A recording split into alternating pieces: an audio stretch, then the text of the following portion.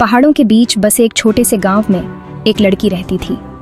आर्या बेहद खूबसूरत, हंसमुख और रोमांटिक ख्यालों में खोई रहने वाली थी। उसकी आंखों में सपनों की चमक थी और दिल में प्यार की प्यास।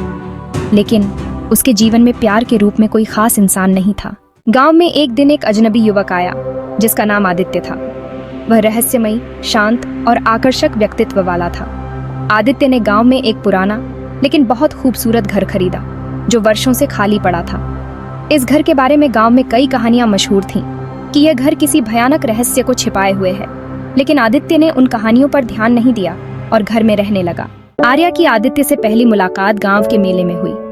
आदित्य की गहरी आंखों में कुछ ऐसा था जिसने आर्या का दिल धड़कने पर मजबूर कर दिया। वह रहस्यमय आदमी उसे बहुत आकर्षक लगा। आदित्य भी आर्या की सादगी और मासूमियत से प्रभावित हुआ।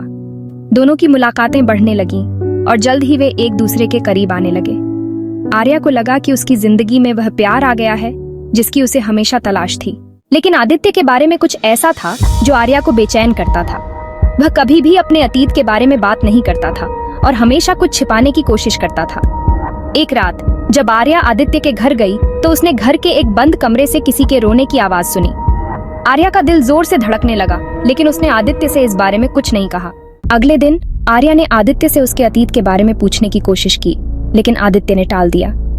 यह देखकर आर्या ने खुद ही उस बंद कमरे की सच्चाई जानने का फैसला किया। एक रात जब आदित्य गांव से बाहर था, आर्या चुपके से उसके घर में घुसी और उस बंद कमरे की ओर बढ़ी। कमरे का दरवाजा खोलते ही आर्या के सामने एक पुरानी डायरी पड़ी हुई मिली। उसने उस डायरी को उठाया और पढ़ना शुरू किया। डायरी में आदित्य के अतीत की कहानी लिखी हुई थी। आदित्य एक बड़े शहर का रहने वाला था और उसने किसी समय पर एक लड़की से बहुत प्यार किया था, लेकिन उस लड़की की एक दुर्घटना में मौत हो गई थी और आदित्य ने खुद को उसकी मौत का जिम्मेदार ठहराया था। इस दुख से भागने के लिए वह गांव में आ गया था, लेकिन उसके दिल में वह प्यार अब भी जिंदा था। आर्या के दिल में आदित्य के प्रति प्यार और भी गहरा हो गया, लेकिन साथ ही उसे आदित्य की दर्द भरी कहानी जानकर दुख भी हुआ। वह आदित्य के दर्द को समझने लगी और उसने फैसला किया कि वह उसकी जिंदगी में फिर से खुशियां लाएगी। अगले दिन जब आदित्य गांव लौटा, आर्या ने उससे सब कुछ कह दिया। उसने कहा कि वह आदित्य के साथ हर दुख सुख में साथ रहेगी और उसकी जिंदगी को फिर से रंगों से भर देगी।